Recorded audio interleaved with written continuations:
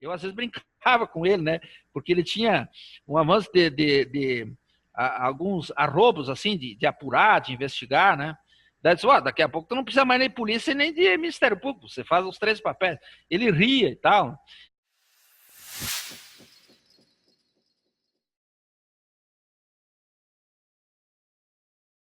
O Celso, a intenção aqui do documentário é pegar um pouquinho o que era o estilo, o que foi dentro do Manistato, né?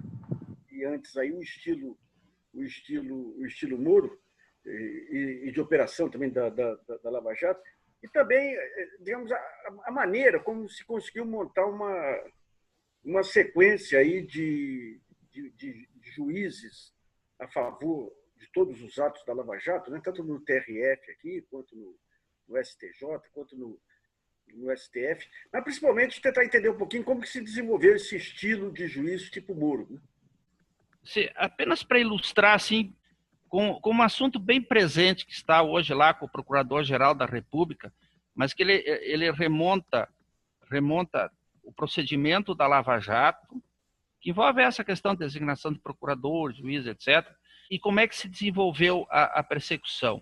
Envolve um parlamentar, um ex-parlamentar do PP, do Partido Progressista aqui do Rio Grande do Sul. Né?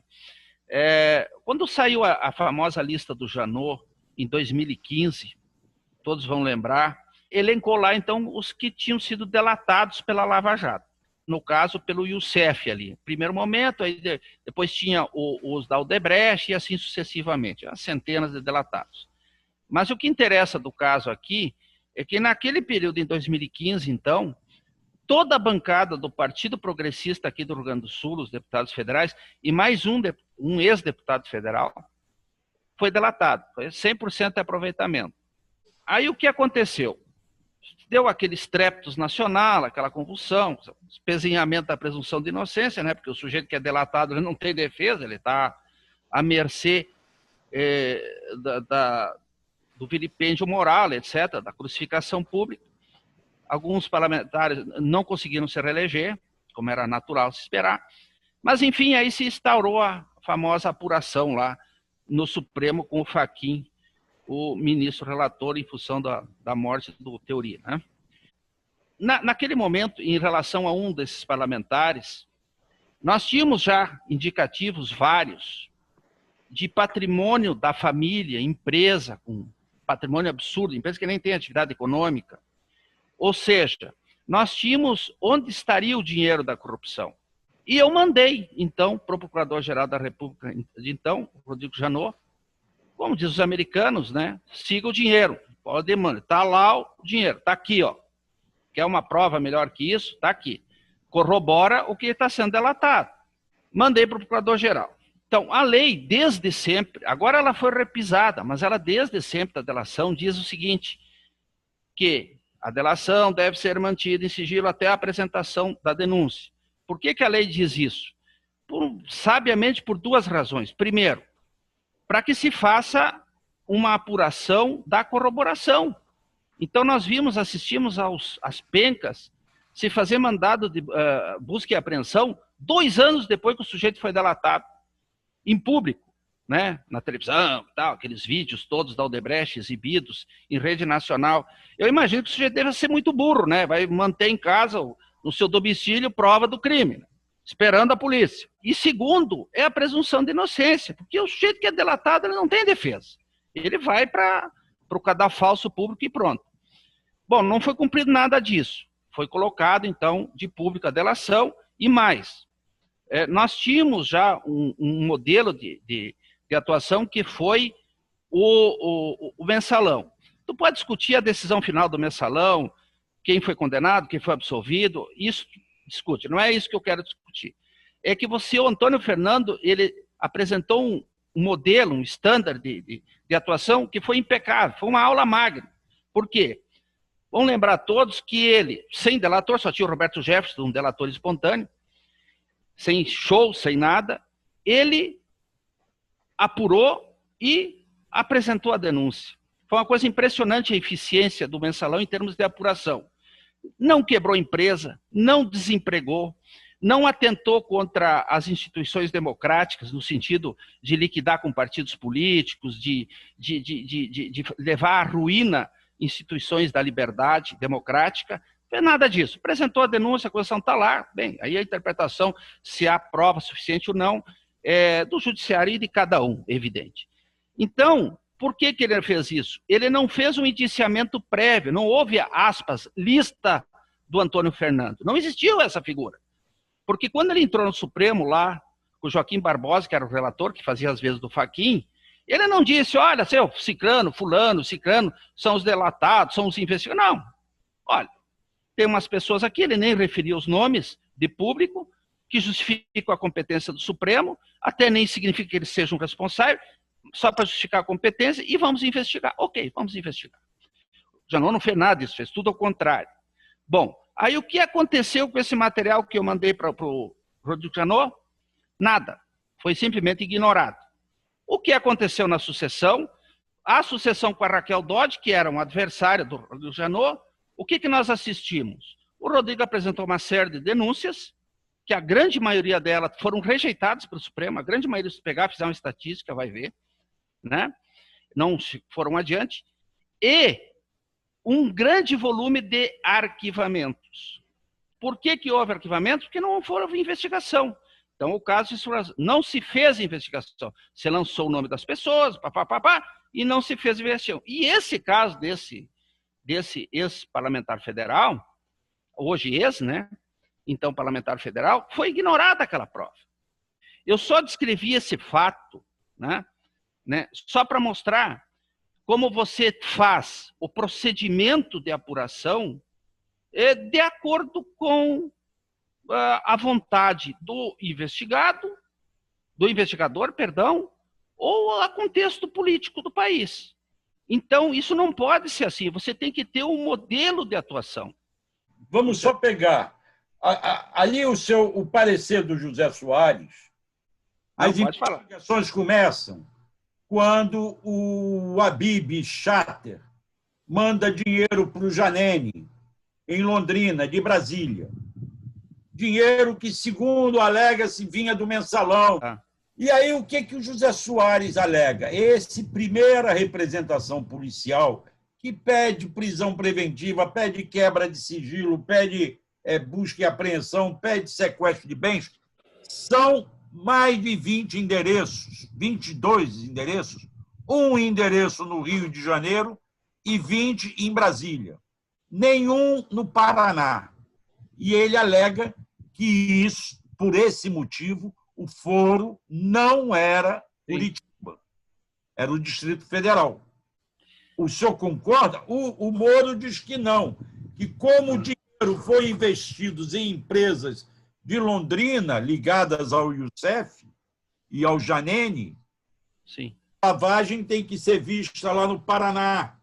O Conjuro fez uma matéria, eu acho que foi em 2016, eu acho que foi 2016. Eles fizeram análise, tinham sido cumpridos cerca de 1.000 mandados, 1.000 e pouco, 1.000 mandados, para arredondar. Mandados do quê? Tudo que é natureza, especialmente mandado de busca e apreensão, prisão, enfim. E sabe qual é o percentual deles que foi cumprido no Paraná, em todo o estado? 3%. Se duvidar, era capaz de ter do Acre mais do que no Paraná. Na realidade, se você pegar as sentenças do Moro, né, e que todas eram, obviamente, ratificadas pelo TRF da 4ª Região, ela tem uma parte introdutória, muito tecnicamente bem elaborada, mas é um grande esforço de conexão, porque não aconteceu nada no Paraná. Não tinha fatos ali mesmo. Claro que não. Inclusive até para justificar a competência da Justiça Federal. Vamos lembrar que a Petrobras é uma empresa de economia mista. É uma empresa que é a competência da Justiça Estadual. Né? Mas tem os agentes políticos. Sim, mas os agentes políticos não estavam no Paraná, como foi dito. A sede da Petrobras não é no Paraná. Não tem nada da Petrobras no Paraná. O que aconteceu ali, na prática? Né? Por que então se formou esse tsunami e tal, para garantir ali a competência? Na verdade, evidentemente que o judiciário, se formou uma força nacional pela queda do governo. Isso é flagrante, não precisa nem ter simpatia pela esquerda ou pelo PT para chegar a essa conclusão. Isso é evidente. Então, aquilo pegou uma força enorme, e os tribunais passaram a avalizar tudo. Inclusive, a própria competência tem umas situações que se tornam interessantes, porque uma das coisas que se linkou muito aí para tentar segurar para a competência da Petrobras nos crimes federais foi a lavagem de dinheiro internacional, né? Porque aí seria, né, competência da Justiça Federal. Só que você veja o seguinte, a lavagem de dinheiro tem uma lógica nisso. A lavagem de dinheiro é o pós-fato. Assim como você tem o antefato, a criminalização do antefato, que é o caso da organização criminosa, associação criminosa, em que você criminaliza um ato que ele é anterior ao delito, ou seja, as pessoas se organizam para praticar crime. Então, como isso é uma situação perigosa, o legislador vai lá e comina isso como crime próprio. Muito bem, a lavagem é o pós-delito, né? É depois que eles se organizaram, cometeram o crime, comete o crime que gera o dinheiro, que é a corrupção, que é o tráfico, e no final vem a lavagem de dinheiro. Então, até por uma questão de lógica, a lavagem não é protagonista do delito. Embora ela tenha penas altas, ela que catapultou todos as penas da Lava Jato, essa que é a realidade. O que é importante é tu punir o crime originário. Então foi essa situação que gerou. Como disse, é um grande exercício de conexão que se fez ali, porque se construiu a ideia de que ali eles eram os competentes e tal, e que podiam derrubar o governo. Tanto é que no Supremo, se vocês observar bem, no início lá tinha aqueles discursos entusiasmados do Gilmar Mendes pela manutenção da competência do Moro, etc. e tal. Por quê? Na verdade, se via que ali era o momento em que o governo estava naufragando. Essa aqui é a realidade, vamos ser honestos, né? Não tente explicar isso tecnicamente, porque aquilo que está fundamentado ali é apenas para justificar. É apenas para justificar uma decisão que já havia previamente sido tomada, ou seja, de manter ali os processos, né? Essa questão da delação premiada e do aparecimento desses advogados especializados em delação premiada, como é que se explica isso aí? Ora, o que é o advogado para delação? Que aqui diga-se, para os criminalistas de escola mesmo, sempre foram muito rechaçados, né? Eles, na verdade, eram simpáticos aos procuradores e ao juiz, e aos juízes. A grande verdade é essa, né? Como é que tu cria essa figura? Né? Não, olha, para o procurador Celso 3 lá para fazer, agora tem uma nova figura, o ANPP, Acordo de Não Persecução Penal. Então, para ele, com ele é mais fácil. Então, pega um advogado especializado nisso. Na verdade, é uma negociação que você faz com as próprias autoridades. A autoridade acaba numa relação muito limite ali, às vezes até recomendando determinados advogados. Tanto é que saía sem cerimônia, na mídia, assim, fulano de tal vai delatar. Ele contratou agora o advogado X. Poxa, mas isso é um escândalo, né? Como é que resolveu? Quer dizer, for indicar o advogado? Né? E isso é uma coisa que ficou no dia a dia, assim. Então, obviamente que ele não vai fazer a defesa. Até porque se estabelece, a relação da delação ela é muito problemática, porque, entre outras coisas, ela estabelece um mercado, é literalmente um mercado. Então, eu quero pegar fulano, eu quero pegar mais gente. Se o Nassif lá, mesmo que ele não esteja envolvido com o crime, tá, mas de alguma forma ele pode sofrer um processo, ele vai, entre aspas, criar mercadoria para me vender. O que é a mercadoria? Ele vai começar a criar crime e criar autores de crime para trocar comigo. Foi isso que aconteceu. Então, ele gera essa situação aberrante. Tanto é que a Odebrecht, ela teve 78 delatores. É óbvio que esses 78, tu tira 3 ou 4 que tinham alguma autonomia de vontade, e o resto eram tudo mandados. Entre aspas, foram pagos pela Odebrecht, que é outra coisa que inventaram. O sujeito delatar mediante pagamento. Ué, se fosse outro lado, seria corrupção. Não, mas aí pode. Né? Delatar quem? Eles, na verdade, foram convencidos por quem? pela empresa, pelo Marcelo Odebrecht, a fazer isso. Mas é um absurdo. Esses aí, que executam atos materiais, eles não são corruptores. Eles são testemunhas. Isso é o tal do domínio final do fato, né, que tanto falava no mensalão. Esse é o domínio final do fato. Só Odebrecht, e eles usavam esse número muito bonito, colocaram lá que ela delatou 415 autoridades. Olha só, autoridades. Se tu botar os particulares, vai dar muito mais. Bom, se tomar a JBS, que ficou discutindo o Joesley com o Marcelo Odebrecht em público, quem comprou mais político, um dizia 1.800, eu comprei 1.800, eu comprei 415, e a Lava Jato aplaudindo isso, né? Uma situação surreal. Você vai ter milhares de pessoas, milhares. Tu acha que as pessoas vão ser processadas? É claro que não tem nem a condição de apurar. E é isso que aconteceu. Tanto é que, embora Mãos Limpas lá na Itália tenha durado só 2 anos, eles processaram muito mais gente que a Lava Jato. Celso, e essa questão das sucessivas delações do Youssef e da reiteração dele atuando no setor? Como é que se explica isso? Exato. Até, o Youssef aconteceu uma coisa também das coisas inéditas, né? Que ele é um delator reincidente, né? É uma outra figura também que não existia, né? Por quê? Porque ele fora delator, fizeram um acordo na Justiça Estadual e na Federal, e depois ele voltou a delinquir, e o Ministério Público do Paraná tomou providências, tendo em vista essa nova delação dele, pediu para rescindir aquela primeira, a Justiça do Paraná deu, e foi cassado pelo Supremo. E aí a outra coisa, uma falácia que se plantou muito. Sem delação não tem o que fazer. A lógica da delação é o quê? A lógica da delação é você, os peixes pequenos, pegar o peixe grande. Os tubarões. Como eu digo, você não vai fazer delação com Al Capone para pegar o estafeta da máfia. Essa é uma primeira coisa que foi descumprida. Tanto é que os maiores corruptores foram delatores. Do setor privado foram delatores. E tu perdoa eles. Aí o instituto da delação vira um instituto que de impunidade, que tu perdoa. Então deveria, evidentemente, não ter feito. Então, essa difusão que se fez de que sem delação não tem que apurar, deu exemplo do mensalão. Se fez. Foi até engraçado isso. Porque a Lava Jato, daquela ânsia de abrir o leque de imputação, eu digo, tem que conhecer um pouco a história do direito, né? Ela foi lá e disse assim, descobriram a América, descobriu a pólvora. Ah, não, mas se o sujeito não declarou lá, é uma falsidade. E se é falsidade, tem um crime de falso no Código Eleitoral. Pô, eles deram um tiro no pé, porque é acaciano, né? Para qualquer concurso, para promotor, procurador da República, ele vai responder que a Justiça Eleitoral é de natureza especial, ao contrário da Justiça Federal e da Justiça Estadual, que são de natureza comum.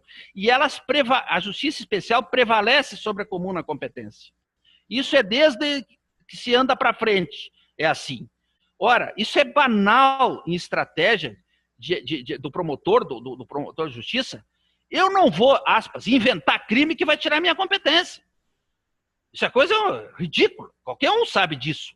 Né? Se eu estou fazendo uma investigação aqui, eu vou começar a criar um crime. Ah, não, mas pode ser crime eleitoral. Pô, caramba, mas aí vai embora. Eu não vou mais trabalhar nesse negócio. Né? Se eu não posso inventar a minha competência, que é o caso que aconteceu, eu também não vou fazer o inverso, inventar a competência dos outros. E foi isso que aconteceu. Doutor, eu vi uma entrevista recente sua, o senhor comentando a respeito do Bonestado e disse ali que o papel da imprensa foi bastante correto na sua visão na cobertura, né? Mas ali, e aí o senhor me corrija se eu estiver enganada, a gente não viu um juiz celebridade ser criado, né? O Sérgio Moro virou juiz celebridade na Lava Jato. Eu queria saber como que o senhor explicaria isso para quem vai nos assistir. Como que no Bonestado, apesar de ele ter sido juiz, ele não foi a estrela que virou na Lava Jato? É só, portanto, recompor uma questão da história, né? Eu trabalhava em Cascavel, no Paraná, e o Moro foi trabalhar em Cascavel. Ele era juiz, entrou como juiz substituto em Curitiba, quando entrou na magistratura, atuava em vara previdenciária. Aí ele foi lá e se tornou juiz federal titular, aí lá era a vara geral, fazia tudo. O senhor estava lá quando ele chegou? Sim, nós convivemos. Foi uma boa convivência. Moro, diga-se, era um excelente juiz. Excelente, em todos os aspectos. Não tinha essa questão, inclusive, de figurar como acusador, juiz, fazer todos os papéis. Ele era uma pessoa extremamente diligente pelos direitos dos acusados, inclusive. Eu me lembro que na época, porque é normal isso, nós tínhamos muitos processos em que os advogados não tinham muitas luzes, né? A verdade era essa. E ele se preocupava muito com isso, né? Com a plenitude da defesa, mandava fazer diligência.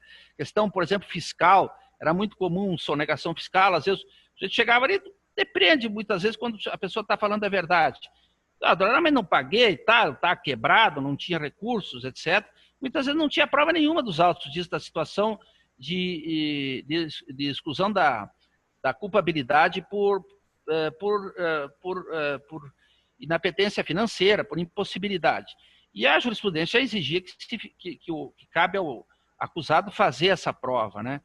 E ele abria, com a minha concordância, lógico, ele abria prazo. Olha, tem que fazer prova nos autos disso que o senhor está dizendo aí, vou abrir mais um prazo, seu advogado, o senhor faz, trazer prova disso aí que o senhor está dizendo. Então, ele é uma pessoa sensível. E tocava os processos adiante, né, Dix? Então, foi nesse período, aí já estava rolando o famoso caso da CC5, que eram contas que é para mandar dinheiro para o exterior, pessoas físicas e jurídicas, por si só não tem nada de irregular. Vem lá o nome da Carta Circular número 5 do Banco Central, ainda de 1969, né? Pessoas com domicílio no exterior. E ali na região ali do Paraná, do Paraguai, ela teve o Mato Grosso também, pegava uma região do Mato Grosso, se permitiu essas contas para as instituições financeiras paraguaias, sob o Gustavo Franco, a alegação que era para repatriar o dinheiro brasileiro, né, deixado pelos compristas lá no Paraguai para o Brasil. Então, uma justificativa meio bem extra, assim, porque o Paraguai tem Banco do Brasil, podia fazer o câmbio lá. Então, nessas contas, começou a aparecer muito mais dinheiro do que os bombeiros. Eu, na época, dizia, não, se botar a população da China fazendo contrabando aqui, não vai dar isso, né? Porque dava 50 milhões por dia, às vezes.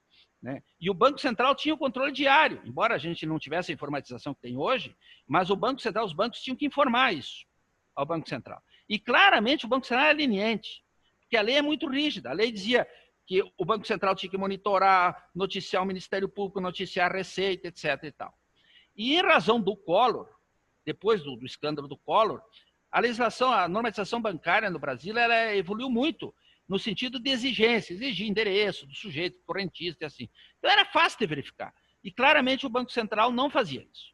Isso eu provei por vários, que ele mandava para a Justiça os que ele queria mandar. Tinha vários ali que não tinha mais. E aí eu demonstrei à Justiça, não foi o Moro que deu, foi outro juiz, né? O Banco Central só truncava informação.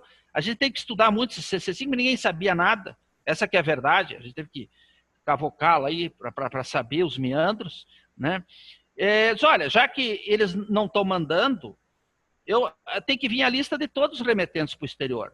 Tem o lícito e o ilícito, tem lucro de multinacional, tem pessoas que têm domicílio exterior mesmo, que tributaram o valor, mas tem que saber. E foi isso que a Justiça deu. Foi um tiro que eu dei e deu certo. Tinha fundamento, né? E aí o que eu fiz depois? Claro, isso se estendeu por muito tempo, foi uma batalha. Mas aí eu pedi a divisão de todo o país de acordo com o domicílio fiscal do remetente. Por que fiz isso? Primeiro, porque mandar para o exterior por si só não é ilícito, né? Já disse. Aí tem que ver se foi tributado e segundo, se tem origem lícita. Normalmente, se não tem origem lícita, o sujeito também não tributa, né? Então, com o domicílio fiscal, e era uma estratégia também para desconcentrar a investigação. Isso era ao contrário da Lava Jato.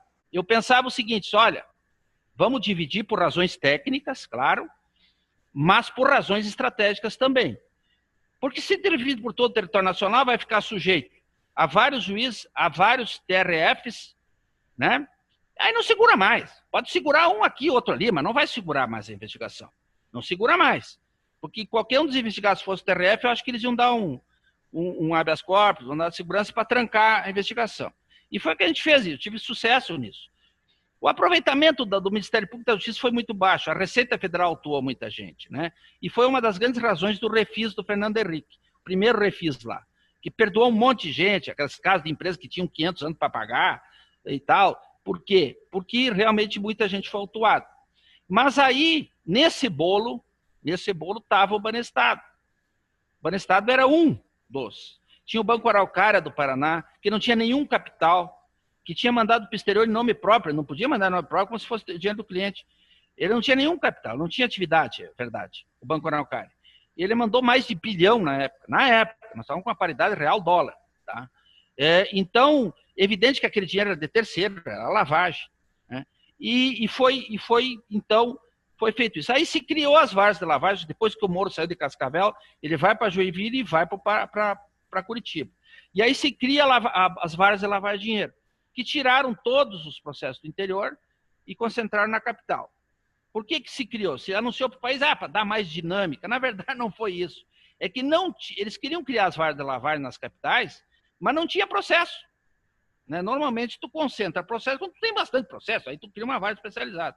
E aí pegaram os do interior, né?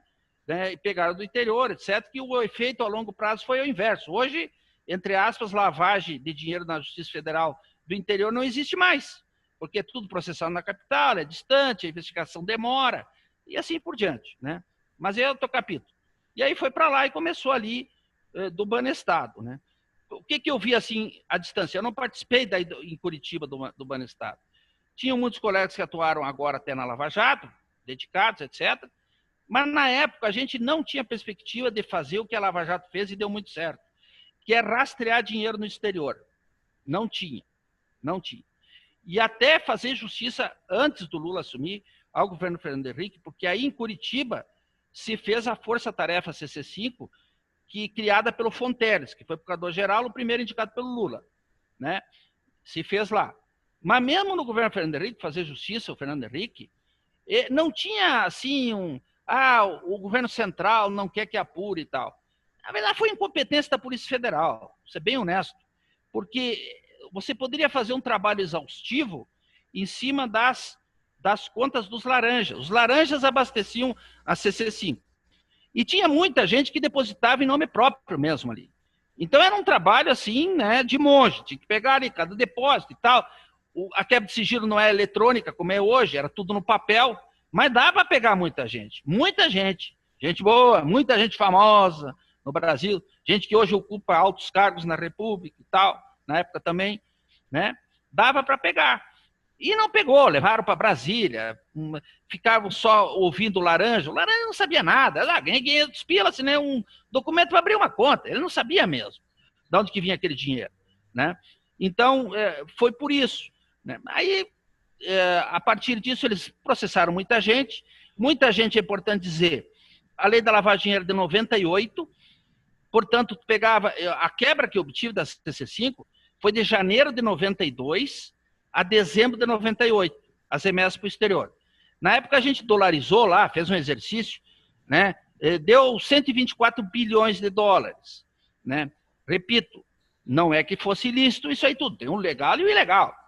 Né? Mas nós tínhamos um valor expressivo também disso aí. Né? E aí... O senhor fala ilegal é aquele não tributado.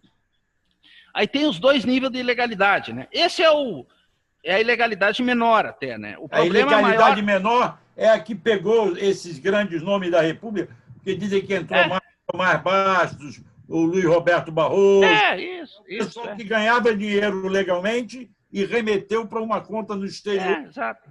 É isso. A decepção que houve ali é porque nós tínhamos condições de ir muito além. Quando eu fiz essa distribuição para todo o país, né, aí aconteceu de tudo. Por exemplo, grandes grupos de comunicação do Brasil, o Banco Central reduziu a remessa.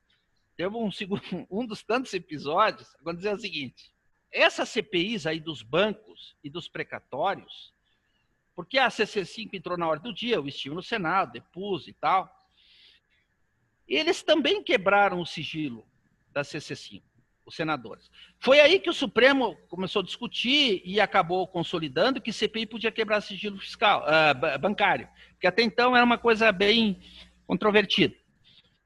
Eles quebraram. Aí o que fez o Banco Central? O Banco Central mandou um furgão, né? Mandou de documento, literalmente. O que ele fez? Ele pegou no papel papel, por exemplo, imagina uma empresa que todo dia manda dinheiro para o exterior, lucro e tal. Ele pegou operação por operação, né? E botou tudo lá para eles, aspas, mastigarem aquilo. É óbvio que ninguém ia entender nada, né? Isso era proposital, foi feito isso. A grande diferença, e que a gente fez em Cascavel, na época só tinha computador apreendido de contrabandista, que a Receita apreendia, a gente tentava trabalhar e todo dia tinha que renovar o computador, porque ele dava pau. Mas a gente conseguiu, com a contribuição da Receita Federal, servidores, muito dirigentes, diga-se, e alguns do Ministério Público, a gente foi para dentro da Receita Federal com aquela papelama toda do Banco Central e começamos pelo CNPJ e pelo CPF chamar com o cadastro da Receita. E o que nós fizemos? Nós somamos, né? Então, aí o que acontecia? Nós fizemos um corte, que era um critério, porque senão isso torna impossível. Nesse período que eu disse para vocês, tudo que somar menos de 150 mil dólares, a gente tira fora, né? E a gente foi somando, né? E aí saíram listas em ordem alfabética, em ordem de localização de estado, de município. Ficou uma coisa, um trabalho magnífico mesmo.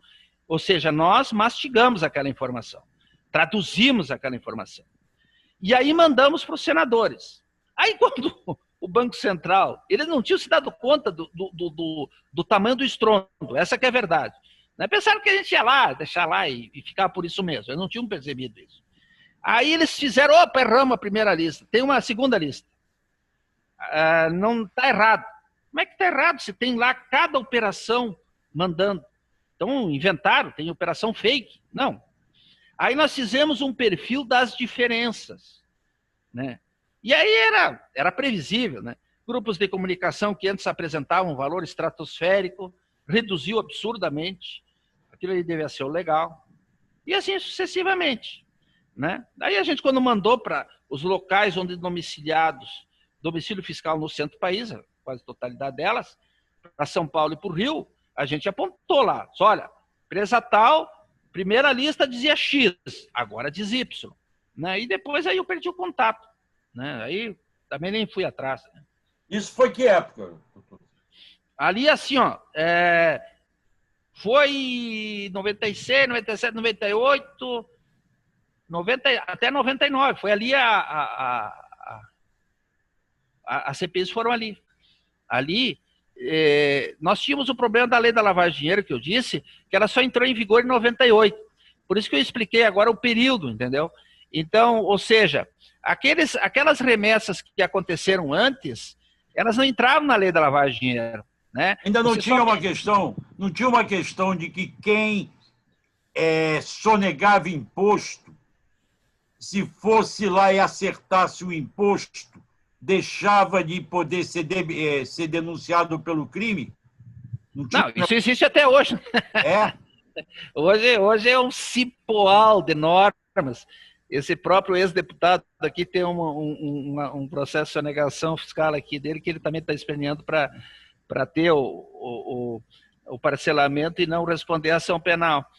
Então, isso é verdade, sim. É por isso que eu disse que a gente tinha que ver os níveis de ilegalidade, né? Para não fazer o que a Lava Jato fez. Ou seja, você pegar lá um vício da política, esse troço de auxílio de campanha, declarado, não declarado, e misturar isso com corrupção, são coisas diferentes. Porque se você bota todo mundo no mesmo balaio, você iguala situações, você comete injustiças, você salvaguarda realmente o grande delinquente e você incrimina o pequeno. Como eu falei do Odebrecht lá, pessoal, o estafeta acaba pagando pela máfia, né? A culpa por um fato delituoso é a mesma. Ela é inelástica.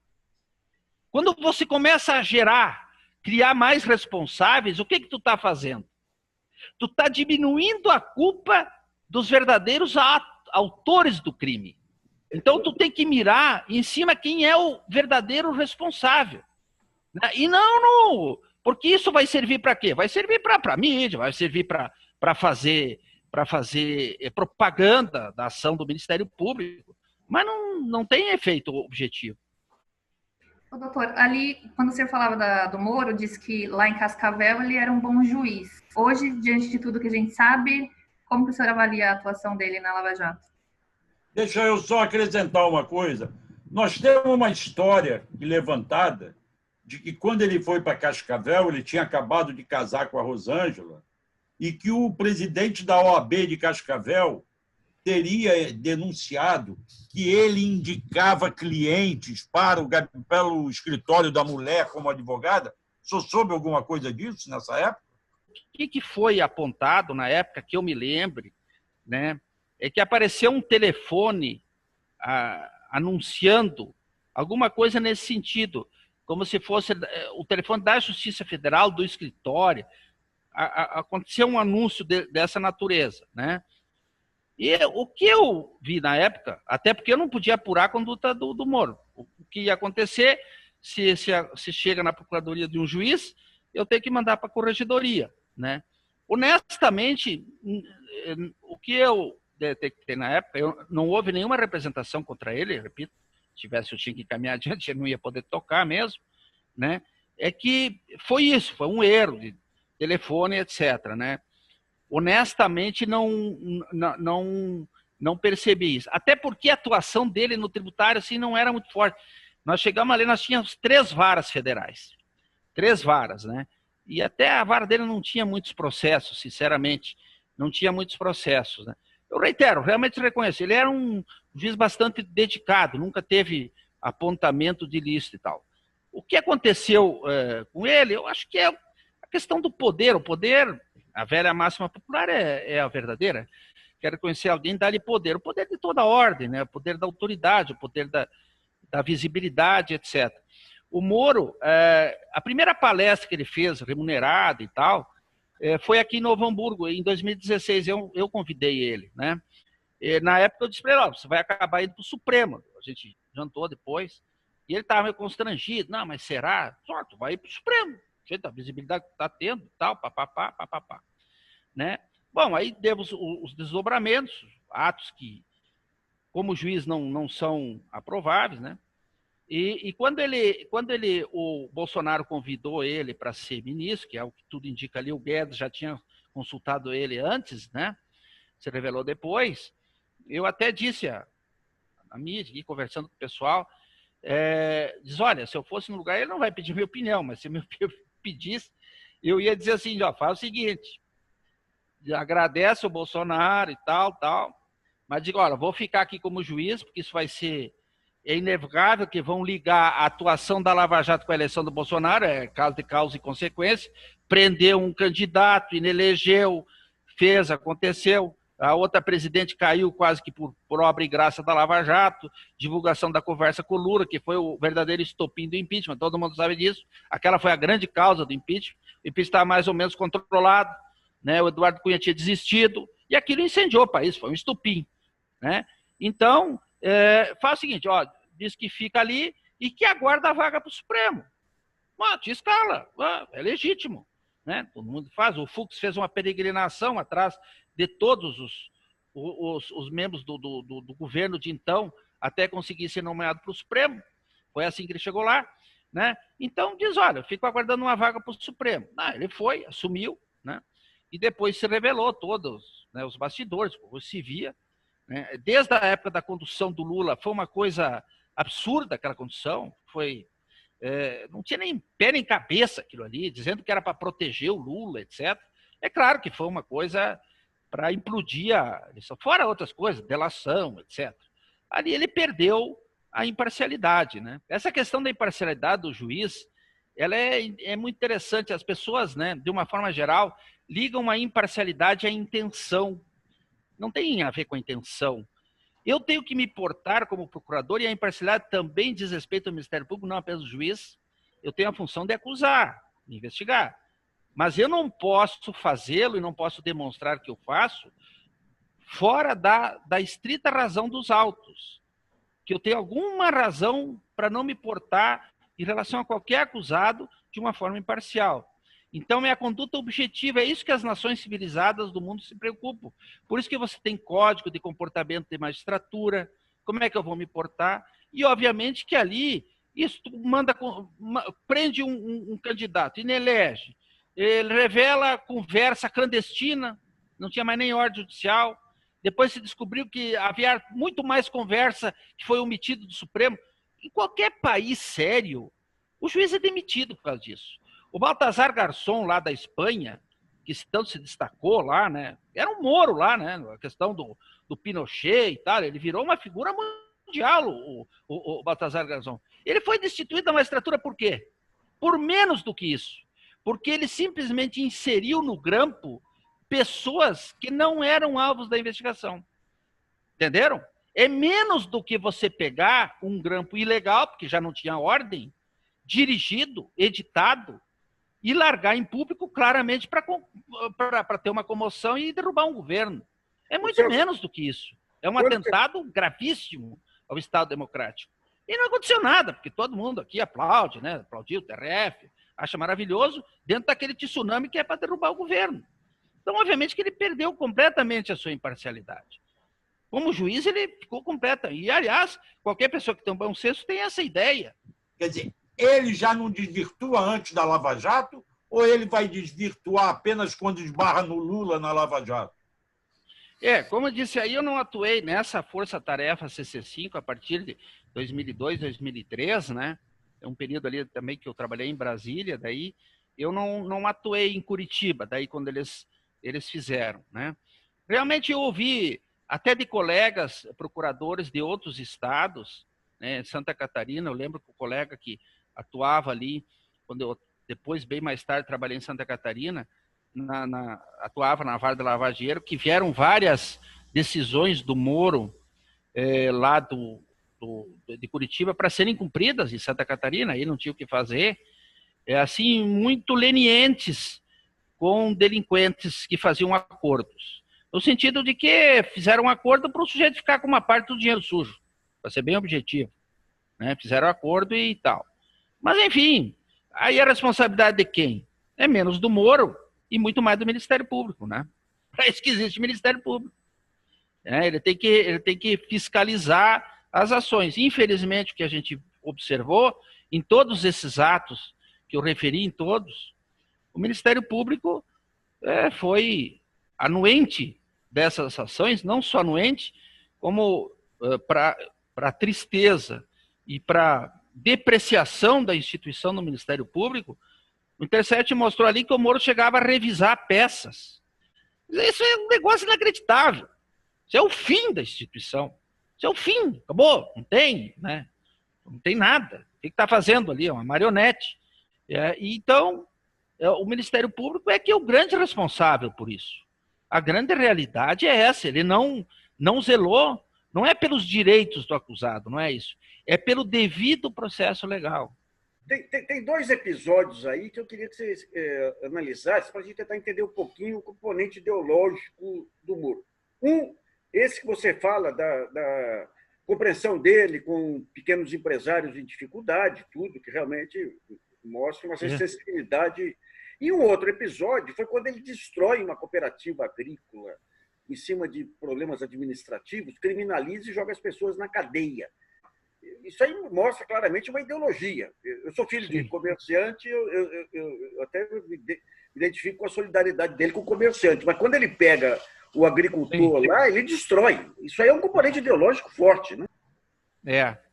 Não, sem dúvida, eu até não sabia. Até porque lá, quando eu atuei com ele, né, eu digo, aí tinha Ministério Público, né? Isso eu posso dizer. E esses casos, assim, de flagrante injustiça, elas não iam acontecer nunca. Grande parte porque eu não ia nem denunciar.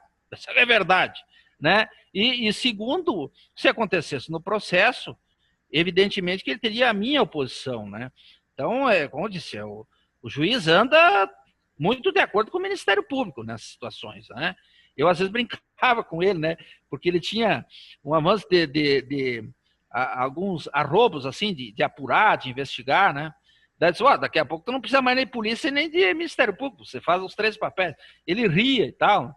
Ele deu uma vez, aconteceu um episódio engraçado, porque tinha vários pequenos empresários num hábito, talvez até tenha ainda hoje, mas em regiões interioranas é muito comum. Eles passavam para o contador o dinheiro para pagar o seu tributo. Eram valores que não eram expressivos, mas, enfim, de pequenas empresas. E um contador lá, ele dá um golpe em todo mundo, né? Normalmente, quando o sujeito vem e alega isso isoladamente, a gente diz, não é o contador. Mas como vários diziam o mesmo, realmente estão ganhando crédito. Bom, é a tese da defesa, enfim, é uma questão da prova, etc. É que ele passou o dinheiro e não foi pago, ele não sonegou, não foi pago porque ele foi vítima de um estelionato, enfim, o empresário. Aí esse contador, ele faleceu, morreu, que seria o grande responsável, né? E ele estava resignado com aquela situação, tinha que investigar. E eu disse, mas investigar o quê? O sujeito morreu, né? Agora não tem. E aí chegou uma altura, ele deu um mandado, ex officio, assim, de busca no escritório do contador. Deu de ofício e mandou a polícia cumprir no desinquérito. Aí foram lá, fizeram a busca e tal. Encontraram alguma coisa, documento, indicativo que realmente aquela era uma prova que serviria para a defesa, né? Aí mandou dar vista para mim. Aí eu botei o cara ciente, devolvi. Aí ficou furioso. Aí numa audiência nós encontramos, só aqui, o cara, mando fazer apreensão e você só bota ciente? Diz, sim, tu queria que eu fizesse o quê? Que eu fizesse uma lauda explicando que o morto não comete crime. Né? Brinquei com ele, tive que rir, né? Assim, vou escrever lá que o morto... O cara morreu, terminou. Né? A morte solve tudo. Os romanos diziam isso já, né? Acabou. Né? A questão, isso serve, tem que dar vista ao caso, para a defesa. Para a defesa pode servir, talvez até invoque isso aí, que há indicativos que realmente o sujeito fazia isso. Mas não para acusação. Isso aí, né? Mas foi um episódio hilário, assim, nesse sentido, né? Mas não tinha, pelo contrário, inclusive eu nunca observei nele, nas conversas, um viés de direita, assim, pelo contrário, ele é um sujeito absolutamente equilibrado, assim, concentrado no seu trabalho. Acho que isso ele acabou sendo, uma osmose, isso é um processo de osmose. Eu acho que o tempo ele pegou, né, e acabou incorporando, como, aliás, né, vamos fazer justiça, não o Sérgio Moro, mas as instituições de justiça nesse Brasil, elas assimilaram. Olha, eu já vi discurso de direita, mas como tem hoje, que eu observo o discurso de membros do Ministério Público e da Justiça, né, aquele discurso intramuros, que o sujeito está dizendo o que ele pensa mesmo, não é o que ele diz formalmente nos autos. Ali, às vezes até eles dizem nos autos. É uma coisa assustadora, justificando, assim, o espezinhamento de direitos, etc., justificando discriminação, é algo realmente impressionante. Tanto é que as revelações do Intercept, de uma forma geral, se você pegar na justiça, eles só encontravam justificativa. Não, porque houve violação do sigilo, porque é assim mesmo. Isso é uma das piores. Dizer que a relação do Ministério Público com o juiz é assim mesmo. Que é isso? Não é assim. Mas não é mesmo. Não pode ser assim. Que tem muito promotor que se dobra para juiz, ou vice-versa, ou que combina.